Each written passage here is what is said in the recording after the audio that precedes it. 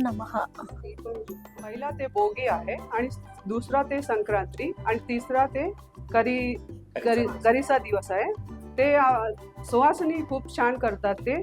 हे म्हणजे येतात ते तिळगुळ सगळं देतात. 3 दिवसाचं असते.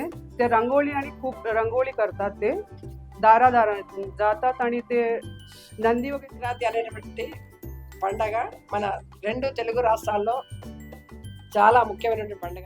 సంబరాలలో పాల్గొన్నాం. నిజంగా బ్యాంకులలో కూడా ఇంత మంచి సెలబ్రేషన్స్ జరుగుతున్నాయంటే మన సంస్కృతి సాంప్రదాయాలు ఎంత గొప్పవో అర్థమవుతుంది.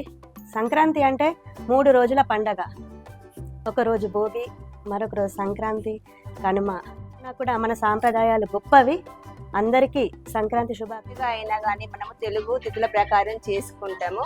కానీ సంక్రాంతి పండుగ అనేది మనకు ప్రతి సంవత్సరం 14/15 కనుక మకర సంక్రాంతిగా మనం దీన్ని పిలుచుకుంటూ సంక్రాంతి వేడుకలు మనం చేసుకుంటాం. మరి మహారాష్ట్రలో ముఖ్యమైన నిలయంగా ఉన్న ఈ బ్యాంకు మరి తెలంగాణలో స్థాపించిన ఆదిత్య అనగా బ్యాంకు వారు మరి మా తెలంగాణలో ఆంధ్రలో ఎంతో అత్యంత వైభవంగా జరుపుకునే ఈ పండుగని వారు మరి ఈ తెలంగాణ బ్రాంచ్లో కూడా ఒక కన్నుల పండుగ వాళ్ళన్న ఆలోచనతో మరి మంత్రిని మహిళలందరినీ ఇన్వైట్ చేసి ఎంతో ట్రెడిషనల్గా పద్ధతిగా ఈ కార్యక్రమం బ్రాంచ్లో పనిచేసే వర్క్ చేసే అమ్మాయిలు కూడా మన తెలంగాణ వాళ్ళు అవ్వడం వల్లనేమో మరి వాళ్ళు మాకు ఎంతో మహిళలకు మర్యాదనిచ్చి ఈ కార్యక్రమాన్ని ఇక్కడ చేపట్టారు.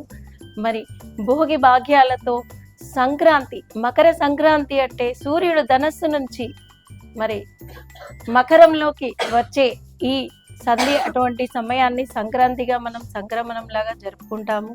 మరి కనుమ అంటే ఎంతో వైభవంగా ఆడపడుచులంతా నోములతో, పిండి వంటలతో, కొత్త పంటలతో 2 రోజులు పొంగలితో ఎన్నో కార్యక్రమాలు దిగ్విజయంగా సాగించుకొని ఆ తర్వాత 3వ రోజు పసుపు కుంకుమల కనుమ పండుగ కూడా జరుపుకుంటాము. మరి ఈ కార్యక్రమం చేయడానికి ఈ ఆదిత్య అనగా బ్యాంక్ వాళ్ళు మాకు అవకాశం ఇచ్చినందుకు కళ్యాణి కుకుడు ఛానల్ తరఫున మేము ధన్యవాదాలు తెలుపుకుంటూ మరొకసారి వీళ్ళందరికీ సంక్రాంతి శుభాకాంక్షలు.